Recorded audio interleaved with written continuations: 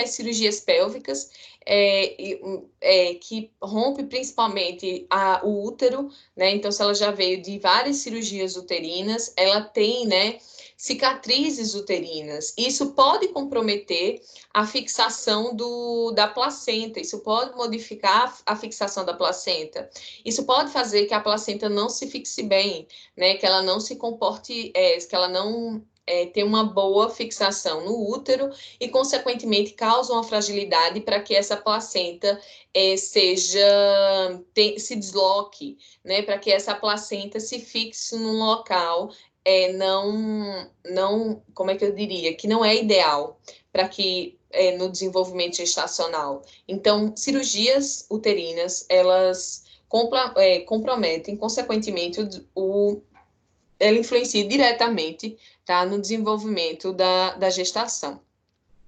Então, a doença obstétrica atual da gravidez, né? Então, o volume do líquido amniótico, né? A quantidade de fetos, porque se for mais de um feto, né, né? Gestação de gemelares é algo de risco, né? Às vezes, um gemelar desenvolve mais do que o outro e às vezes começam a disputar por alimento, né? Às vezes, a fixação da placenta, né? A fixação é bem diferente, enfim. Então, tudo isso coloca em risco, tá certo? Outra coisa é parto prematuro, né? Gravidez que está passando do tempo, né? Tá com 42 semanas e não sei quantos dias. Então, já tá, né? Uma gravidez bem tardia. Ganho de peso inadequado, já tem história, né? Já tem histórica, não, já tem alguma síndrome hipertensiva instalada, né? Tem hemorragias ligadas ao período gestacional, né? Já teve óbito fetal.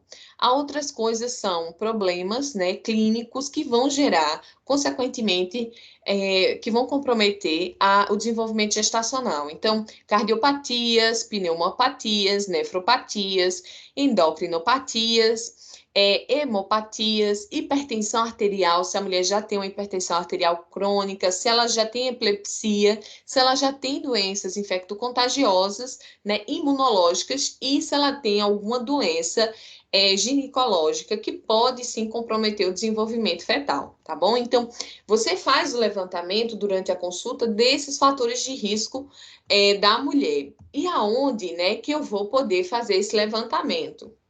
Então, ó, se você observa aqui no slide, você vai ter um quadro, né, com a história, né, o antecedente obstétrico dessa mulher. Então, você observa aqui, onde tem o nome antecedentes obstétricos, você tem quais foram as gestações prévias, né, os abortos, o parto, se o parto foi vaginal, né, quantos foram nascidos vivos, quantos vivem, né, ou se o parto foi cesáreo, se teve algum nascido morto, né, e se a mulher, durante esse parto, ela teve crianças nascidas com menos de 2 quilogramas, né, abaixo de 2.500, né, quilogramas, ou se ela teve crianças enormes, né, crianças que tinham acima de 4.500 quilogramas.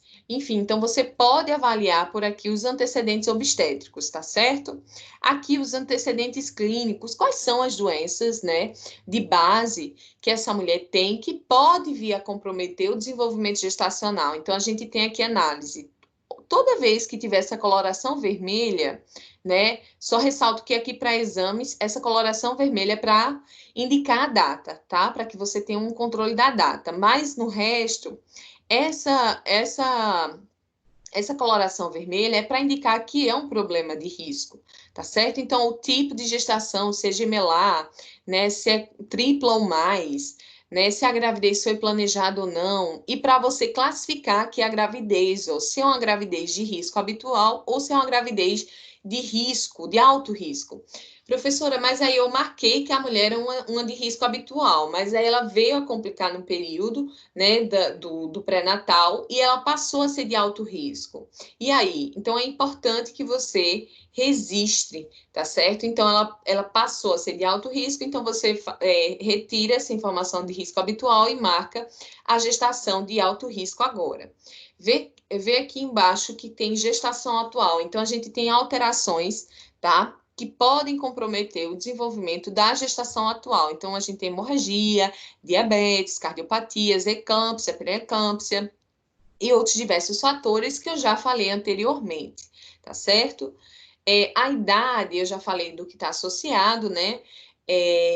Menores do que, geralmente, indivíduos, né? Adolescentes, menores de 17 anos, tem uma não aceitação da gestação, tem uma vulnerabilidade, né? Em relação à aceitação do período gestacional, e isso precisa ser avaliado, e maiores de 35 anos, sabe-se que essas mães têm uma alta frequência de crianças com autismo, mas a relação específica ainda é muito, como é que eu diria, não tem muita determinação, tá? Qual seria a relação, né, da idade da mulher, né, da característica genética, ou se a mulher teria uma característica de genética diferente, uma alteração que passaria para a criança, e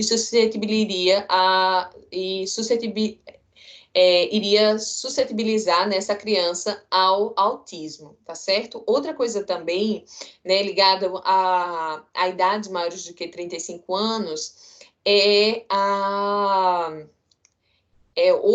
outra característica também são crianças com síndrome de Down. Então, tem uma relação, sim, tá, entre uma maior faixa etária materna e crianças com síndrome de Down.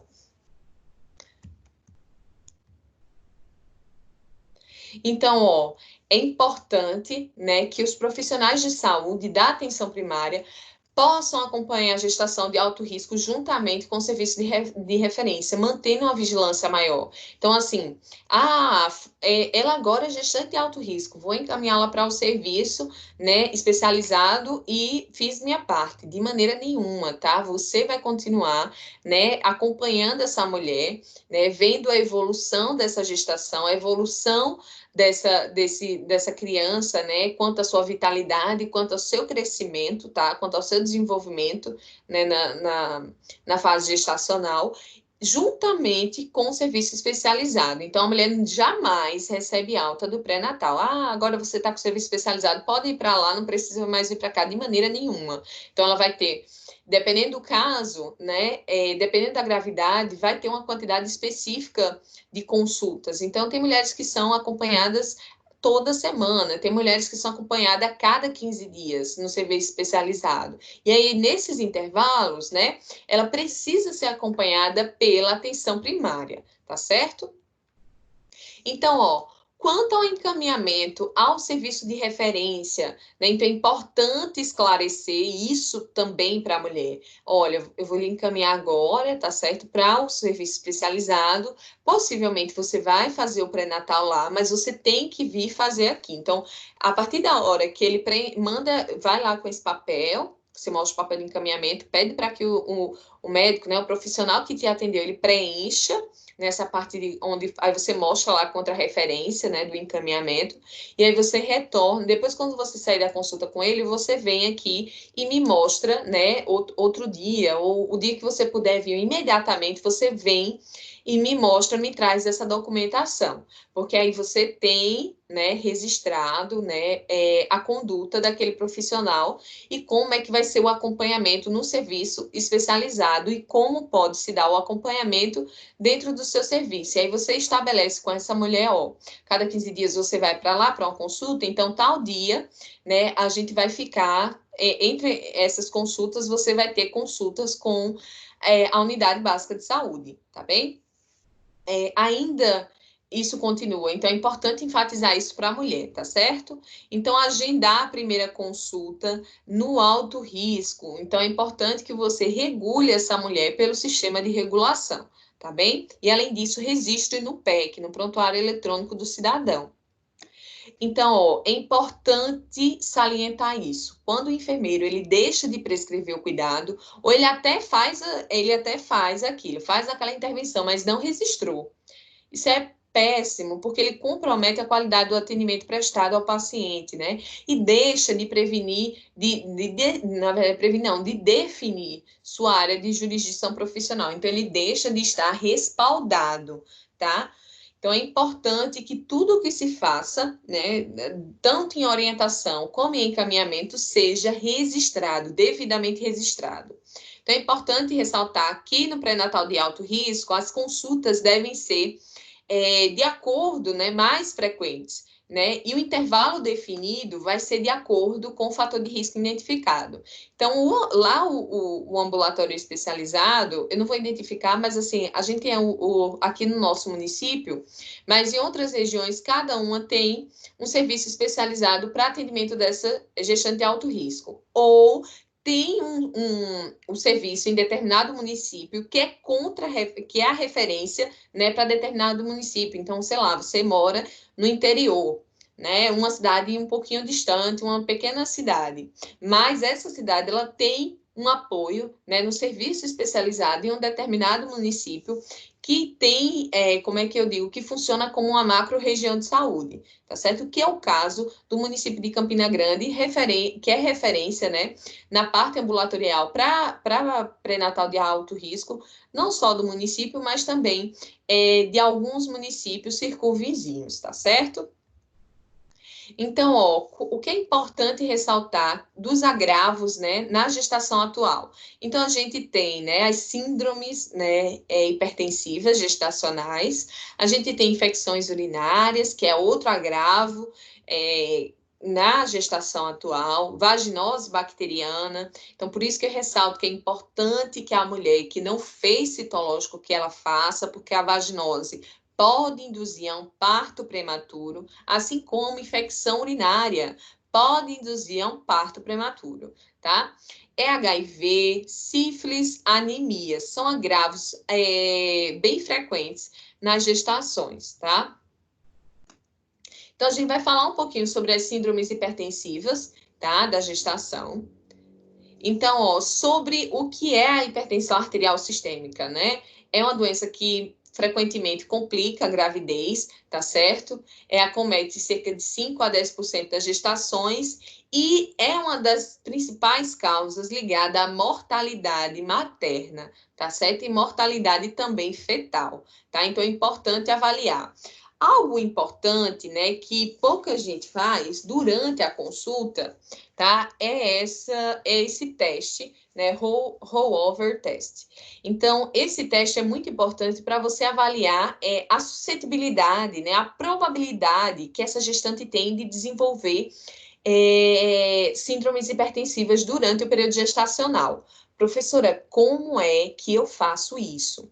Tá? Então, lembrar que não é preditivo. Ah, ela tem, né? Ela tem hipertensão arterial, síndromes hipertensivas gestacionais. Ela tem alguma síndrome hipertensiva. Não é, como é que eu diria? Não é método de diagnóstico, é um método de probabilidade. Então, para avaliar a probabilidade que aquela mulher tem ou não, qual é o risco, né, que ela tem em relação a desenvolver as síndromes hipertensivas. Então, como é que eu faço? Né, você vai ter que aferir a pressão arterial dessa mulher, tá? Em decúbito lateral esquerdo, tá? Então, você coloca essa mulher em decúbito lateral, por quê? Quando você coloca essa mulher em decúbito lateral, você diminui, né, como é que eu diria? A compressão, tá? Desse útero em cima de artérias e veias importantes. Então, você garante essa descompressão. Então, é melhor que seja aferida a pressão em decúbito lateral esquerdo, tá? A outra coisa, então, aferir a pressão. E agora, professor, o que eu faço? Você espera uns minutinhos e afere a pressão dessa gestante em decúbito dorsal. Qual é o braço? O braço vai ser o braço direito, o mesmo braço que foi aferida a pressão em decúbito lateral esquerdo, tá? Então, primeiro afere em decúbito lateral esquerdo, no braço direito, e depois afere a pressão dessa mulher em decúbito dorsal. Em que braço? No braço direito, tá certo? No mesmo que foi aferida a pressão anteriormente, tá? O que mudou vai ser a posição. Depois que eu fizer essas duas aferições, eu vou lá, pego, né?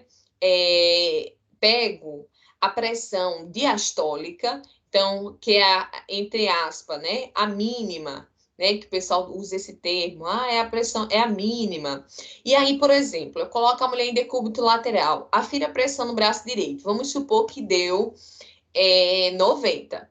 E aí coloca a mulher em decúbito dorsal. E aí vamos supor que deu, sei lá, 70, né? Uma deu 90, outra deu 70. E aí eu faço uma diminuição, né? 90 menos 70 dá 20 milímetros de mercúrio, né? Então, 20 milímetros de mercúrio, né, já é o indicativo que esse teste, né, deu positivo. Porque igual ou maior do que 20 milímetros de mercúrio, isso indica que a mulher tem uma alta probabilidade de ter síndromes hipertensivas durante a gestação. Professora, mas aí eu fiz essa diminuição, né, do primeiro teste, da primeira aferição para a segunda aferição, e aí deu menos do que 20 milímetros de mercúrio. Ótimo! Isso quer dizer que HOT deu negativo, tá? Então, a probabilidade dela desenvolver alguma coisa, né, durante a gestação é bem menor. Né, a probabilidade dela desenvolver uma síndrome, né, hipertensiva durante a fase gestacional é menor, tá certo? Então, é importante que você faça essa aferição. Lembrando que é primeiro em decúbito lateral esquerdo, no braço direito, e posteriormente, né, em decúbito dorsal, no mesmo braço, tá? Então, ó, quais são, né, a classificação e como saber, professora, se é uma hipertensão que foi propiciada devido a essa alteração da gestação ou se é uma hipertensão crônica. Então, ó, a hipertensão crônica, a mulher desenvolve antes das 20 semanas. Professora, essa mulher começou a ter uma alteração na pressão, ela tinha 12 semanas de gestação, ela tinha 16 semanas de gestação. É uma síndrome hipertensiva ligada ao período gestacional? Não, tá? Se essa é a pergunta, não. Então, por quê? Porque para ser uma síndrome hipertensiva ligada ao período gestacional, né, ela desenvolve essa pressão alta, né, esse aumento pressório, depois, tá? Depois da 20ª semana. Então, ela começa a apresentar essas alterações a partir de 20 semanas, tá? Abaixo de 20 semanas gestacionais, essa mulher, ela o que ela tem é uma hipertensão crônica que não está ligada ao período gestacional, tá bom? Então, o diagnóstico de hipertensão antes da gravidez ou até 20 semanas de gestação é uma hipertensão crônica, tá? Não é induzida pela gestação, tá? Diferentemente da hipertensão induzida pelo período gestacional, que aí sim tem um aumento pressórico, né? Após a 20ª semana. Então, o aumento pressórico após a 20ª semana de gestação é uma hipertensão induzida pelo período gestacional. Então, você já pode classificar aí como hipertensão induzida pelo período gestacional. Eu vou ressaltar isso porque, né, quais são os antihipertensivos que podem ser utilizados na gestação? Porque nem todo antihipertensivo, então a mulher tomava, sei lá, um captopril, né, antes. Será que agora ela pode utilizar esse captopril, né, durante o período gestacional? Ela tomava furosemida. Mas será que ela pode fazer uso dessa medicação durante esse período gestacional? Ela já tomava antes, professora, porque ela tinha uma pressão alta anteriormente, né? E aí ela pode fazer uso dessa mesma medicação.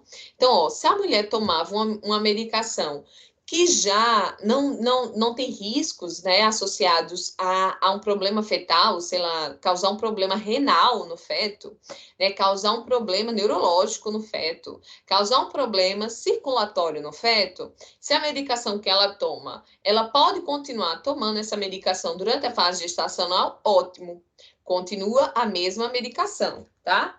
Mas aí, se essa mulher, né, ela não toma tais medicações, tá? Ela toma um captopril, né? Ela toma um enalapril. Ela deve continuar tomando essa medicação? Não, tá? Não é indicado que essa medicação seja continuada. Então, essa medicação vai ter que ser trocada nesse caso. Então, se ela usa alguma medicação que não é indicada para o período gestacional, pode-se trocar a prescrição dessa mulher. Então, encaminha, né? Lembrar que uma consulta ela vai fazer com você, outra consulta ela vai fazer com o médico da unidade, outra consulta com você. E aí, essa modificação de medicação é importante que o médico faça a prescrição, tá? Para fármacos que são que não, como é que eu digo, que não estão associados a riscos, tá? Desenvolvimento da criança. Então, quais são esses fármacos, né, que protege a criança de alguma alteração? Então, a metildopa, ela é muito prescrita, tá? Então, é uma droga segura, tá? Para que a mulher faça uso durante o período gestacional. O labutelol, né? O labutelol, assim como o metoprolol, são outros fármacos que são beta-bloqueadores, tá? Que podem ser utilizados durante o período gestacional, porque não estão associados a alterações nem fetais nem maternas. A nifedipina é um bloqueador de cálcio, do canal de cálcio, e pode ser utilizado também durante a gravidez, que não vulnerabiliza nem a gestante nem o feto ao desenvolvimento, né, de alguma alteração, e nem a malformação, não está ligada a malformações fetais. Mas os inibidores da ECA, que eu dei os exemplos aqui, captopril e enalapril, eles não devem ser prescritos na gravidez. E por que, professora? Porque ele causa uma malformação renal na criança, tá certo? Então, ele pode sim, além disso, ele tem relatos associados, né? Tem comprovações que pode sim causar morte fetal, tá? Então, não é recomendado que os inibidores da ECA, tá? Eles sejam utilizados, né? Antihipertensivos, que sejam antihipertensivos utilizados durante, né, a hipertensão na gravidez, tá bem? Outra coisa também, os diuréticos, então eu falei até o exemplo do furosemida, tá? Os diuréticos, eles devem ser evitados, tá? Para não gerar complicações também relacionadas à sobrecarga, né, renal na criança e a um mau desenvolvimento tanto do sistema renal como de todo o sistema urinário, tá certo? Além de causar complicações maternas.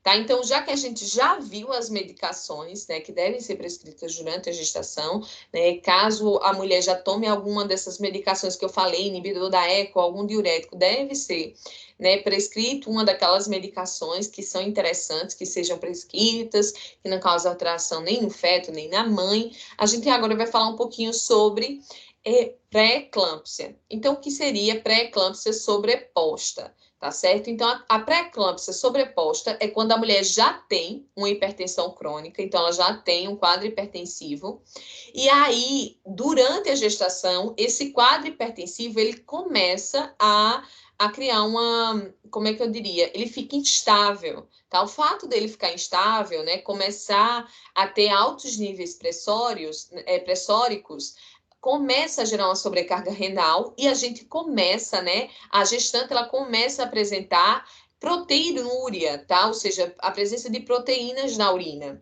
tá? Então, comprovando uma sobrecarga renal, tá? Devido ao aumento da pressão.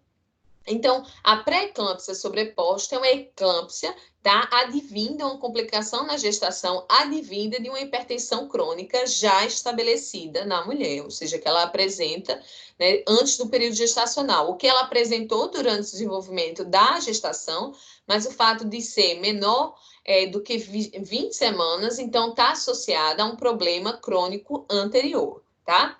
E a gente tem somente a pré-eclâmpsia, né? Sem ser esse nome sobreposta, porque a sobreposta está relacionado a uma hipertensão crônica que isso complicou, né? A pré-eclâmpsia é um agravamento, tá? Que a mulher tem de uma hipertensão que foi desenvolvida, né? Que foi induzida pelo período gestacional. Então, a gente tem um agravamento dessa gestação devido a uma hipertensão induzida pelo período gestacional. E aí, só o termo ideal para se colocar é apenas pré-eclâmpsia, tá? Então, é um aumento pressórico, né, associado à presença de proteínas na urina, tá?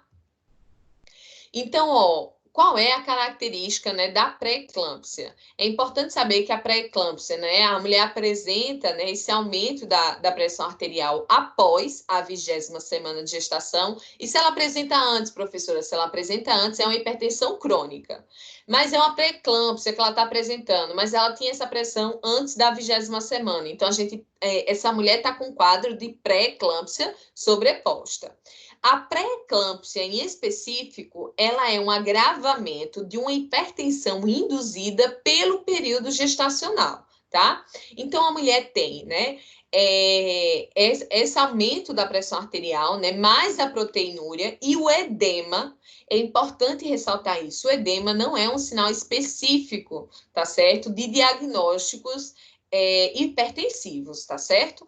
Por quê, professora? Ora, porque a gestação em si, ela gera uma sobrecarga, né, de veias e artérias importantes, né? Diminui a circulação, compromete a circulação principalmente dos membros inferiores, e quanto mais vai se aumentando o volume uterino, mais essa compressão vai acontecendo, mais, né, vai diminuindo o retorno venoso, e a mulher tende sim a ter a presença de edemas. Por isso que edema, a mulher está com edema, será que ela é hipertensa? Será que ela está com hipertensão? Se a pressão dela estiver normal, né, ela não está com hipertensão. Aquela alteração, aquele edema é, sim, uma alteração ligada, né, ao período gestacional. Por isso que edema, fixa isso, tá? Edema não é um sinal específico do diagnóstico de pré-eclâmpsia, tá bom? Então, lembrar que é uma pressão arterial, né, um aumento da pressão arterial após a 20ª semana de gestação e a presença de proteinúria. Então, a mulher tem um quadro de pré-eclâmpsia instalado, tá? E aí tem a eclâmpsia propriamente dita, né? Alguns chamam até de eclâmpsia convulsiva, né? Por quê? Porque é característico da eclâmpsia a presença de crises convulsivas, tá? Então, geralmente a eclâmpsia é um agravo, tá? É um agravo da pré-eclâmpsia, então a mulher já tem uma pré-eclâmpsia e aí aquilo se agrava, né? Juntamente com todas as alterações da eclâmpsia, tem somado a isso crises convulsivas, tá? Outra coisa que pode acontecer é a eclâmpsia comatosa, do qual a mulher não apresenta convulsões, mas já migra, né? Essa alteração na pressão arterial culmina em coma, tá? É uma eclâmpsia instalada, só que se chama especificamente de eclâmpsia comatosa, tá? Outra síndrome hipertensiva é a síndrome de HELP, tá? E esse termo, né, HELP, ele ocorreu principalmente devido às alterações, tá, que ocorrem a nível sanguíneo, mediante a mulher apresentar essa síndrome. Então, na síndrome, né, deixa eu só voltar aqui, né, que teve um problema aqui. Então, na síndrome de HELP, novamente, né? Na síndrome de HELP tem uma hemólise característica, né? Além disso, tem uma baixa de plaquetas, né? E uma alteração nas enzimas hepáticas. Por isso que esse nome HELP, né? Hemólise, elevação de enzimas hepáticas e o P de plaquetopenia, tá? Tem uma baixa significativa de plaquetas. Então, ó, o que é importante saber da doença hipertensiva na gravidez, né?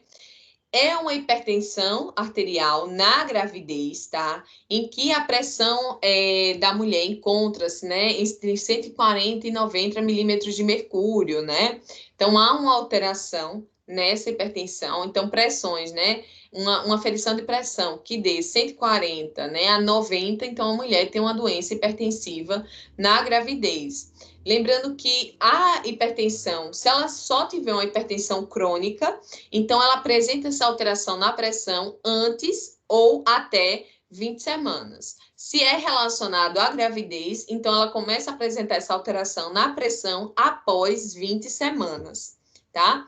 Então, ó, é importante, né, enfocar isso. Quais são as condições de alto risco, né, para desenvolver a pré-eclâmpsia? Então, a mulher tem uma hipertensão arterial crônica, porque, professora, a gente viu que tem pré-eclâmpsia sobreposta, né, de mulher que já tinha hipertensão arterial, que vem a se complicar durante o período gestacional, que vem induzir uma pré-eclâmpsia sobreposta. Então, ela começa a apresentar um aumento pressórico, né, quanto vai evoluindo a gravidez, ela começa a apresentar essa alteração na pressão, nos valores pressóricos, e associada a isso, ela tem presença de proteinúria, tá?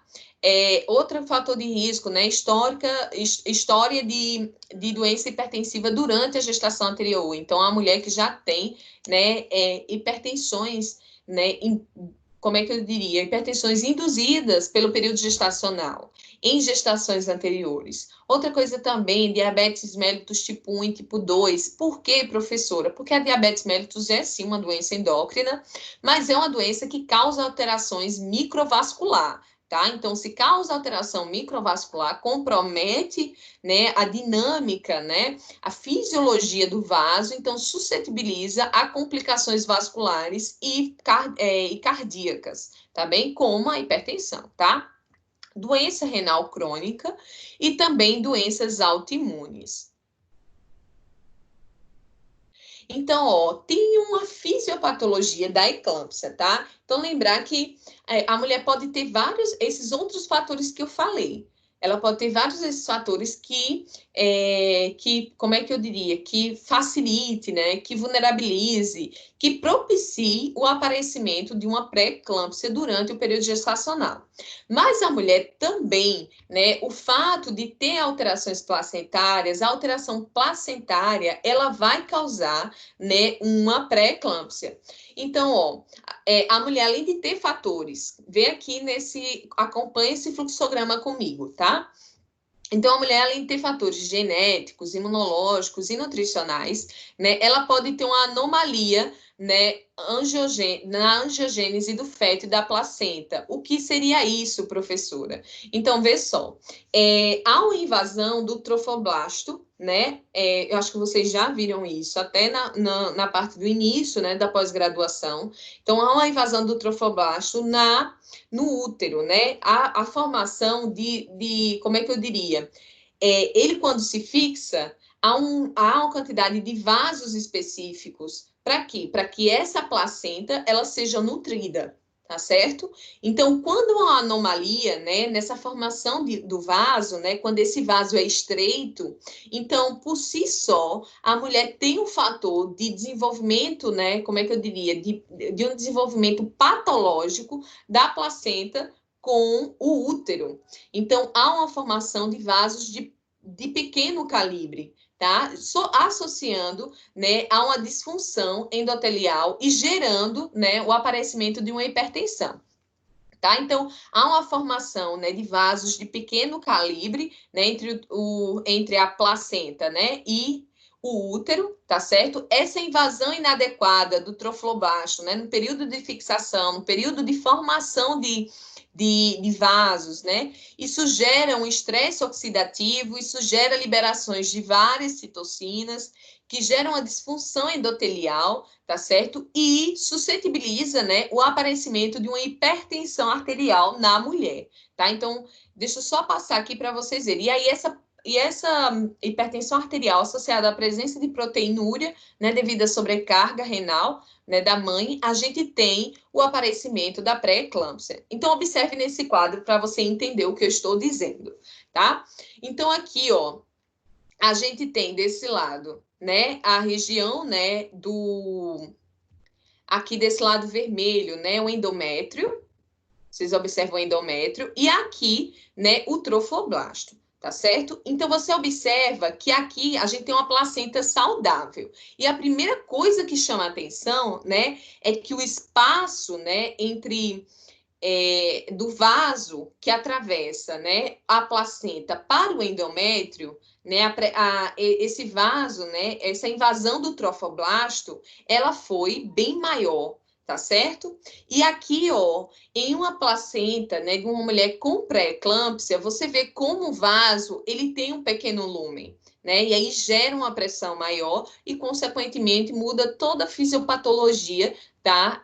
Muda toda a fisiologia do desenvolvimento fetal e compromete, consequentemente, a saúde materna. Então, você vê o quanto esse vaso aqui, de uma placenta com pré-eclâmpsia, né, a invasão do trofoblasto, ela não foi eficiente, né? Ela foi, como é que eu diria? É uma anomalia, tá certo? Então, é uma alteração, uma pré-eclâmpsia é sim uma alteração desde o desenvolvimento do feto, tá certo?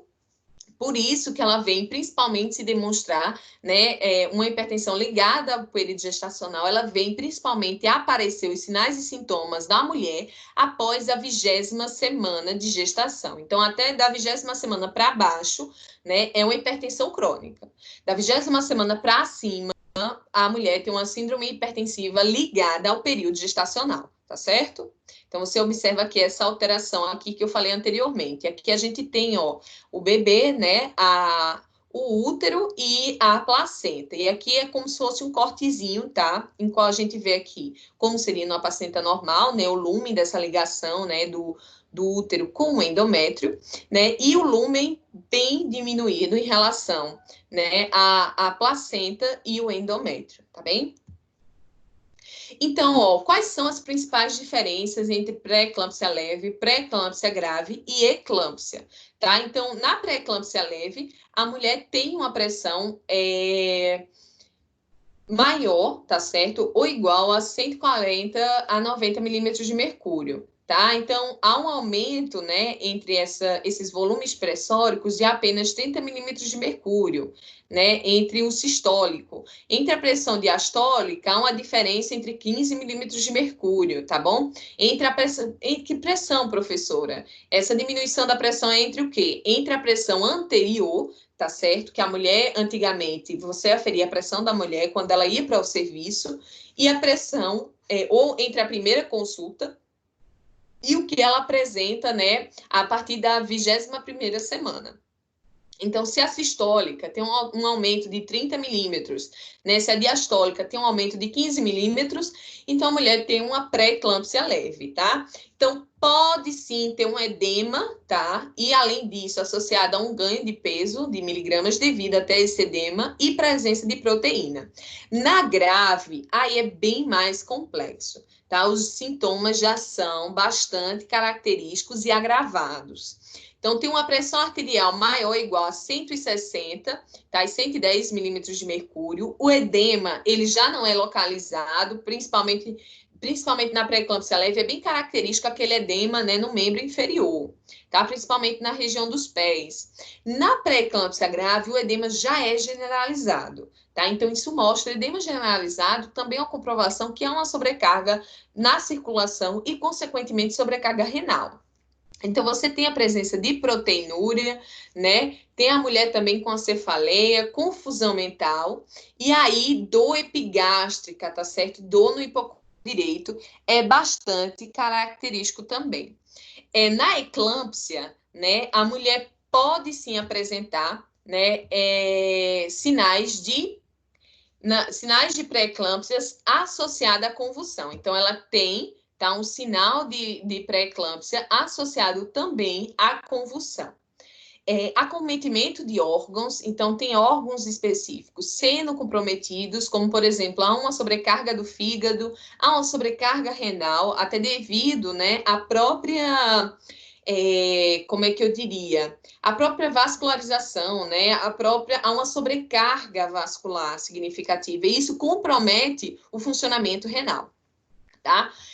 Há icterícias, a presença de icterícia, anúria, ou seja, né, sem a presença de urina, e hematúria, tá? Então, a mulher pode apresentar, né, uma ausência de urina ou a presença de urina com sangue, tá? Em muitos casos, né, na verdade, os casos muito agravados da eclâmpsia, a mulher pode sim entrar em coma, tá? Então, eclâmpsia é uma síndrome hipertensiva gravíssima, tá?